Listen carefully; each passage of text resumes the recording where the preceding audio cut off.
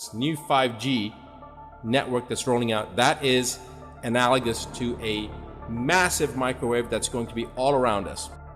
I started to experience headaches, ringing in the ears, insomnia, and a fatigue and brain fog that I'd never experienced before. People who had a normal life and then over a short period of time went to where they could no longer work, where they could no longer go to an office.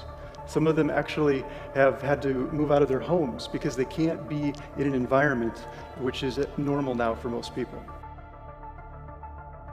5G has been the focus point of numerous conversations, especially because a significant part of the internet users have completely rejected the idea of this new generation of data technology. It all started with the 3G, which afterwards advanced to 4G, and now the 5G version is more and more visible at the horizon. While it hasn't yet become completely mainstream, it is crucial to understand what this technology really implies, so that decisions on how its features are helpful or not can be accordingly made.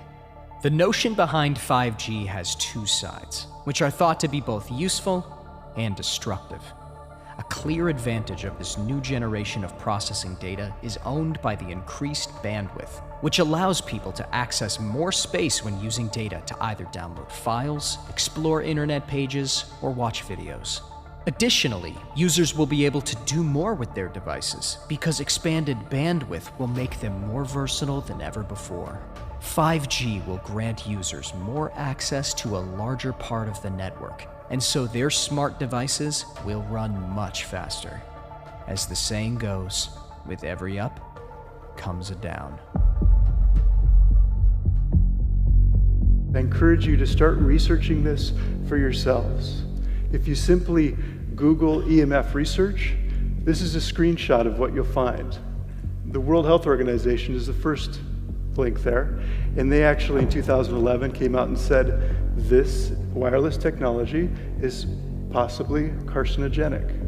Now there's scientists around the world that say that it's most likely carcinogenic. Here is the scientists who have not wanted the implementation of 5G. September 13th, 2017, that time it was 180 scientists. That number has now grown considerably.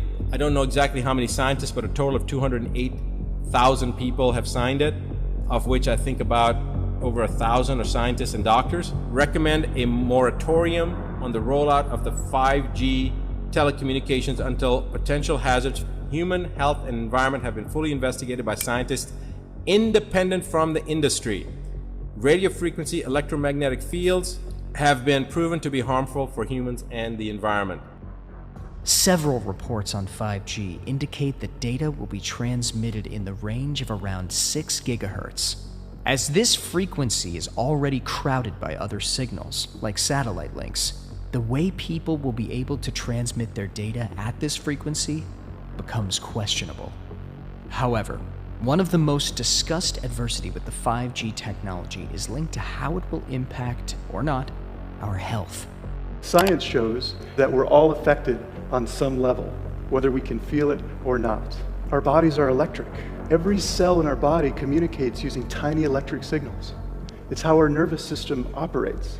So to think that we could put an exponential amount of microwave radiation into our environment and not feel effects is simply false. Professor Andrew Wood, part of the multi-institutional Australian Centre for Electromagnetic Bioeffects Research, believes that one of the main biological effects of electromagnetic radiation is the rise in temperature. Other concerns are related to much more subtle effects, dealing with how long-term exposure to such radiation can trigger the development of certain types of cancer.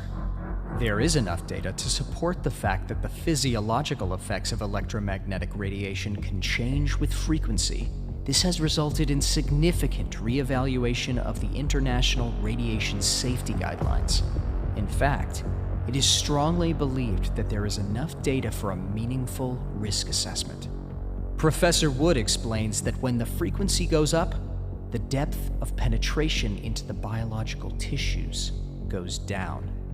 Therefore, a great concern in regard to health is put on the skin and eyes rather than the brain. There is, therefore, an important amount of attention that we need to pay to how 5G radiation can affect our health. The millimeter waves that 5G operates on have very large wavelengths and very small frequencies. This makes the 5G signal weaker whenever you find yourself near a tree or when you drive behind a building. To overcome such natural and man-made obstacles, base stations and cell towers are placed at shorter distances so that a ubiquitous atmosphere of RF signals is created around us all the time. Health experts, such as Dr. Joel Moskowitz from the University of California, explain that such ubiquitous millimeter waves can trigger skin, eyes, and nervous system health issues. As these radiations come in contact with the skin, the capillaries and nerve endings in the derma can biotransmit them through molecular mechanisms to the nervous system.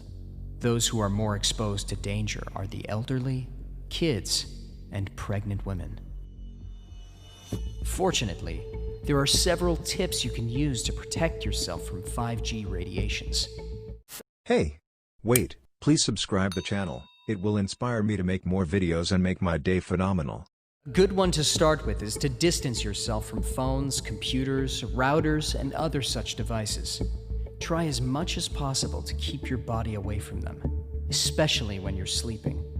Place your phone in your bag instead of carrying it around in your pocket. Another useful trick is to use an EMF measuring device. This might seem like too much, but imagine when all those additional cellular towers will appear everywhere. This EMF measuring device is helpful to identify the intensity and areas of high radiation near you. This helps to better organize yourself and minimize as much as possible your exposure to RF radiation. EMF shields are another useful tool to use so that RF radiation does not harm your body too much.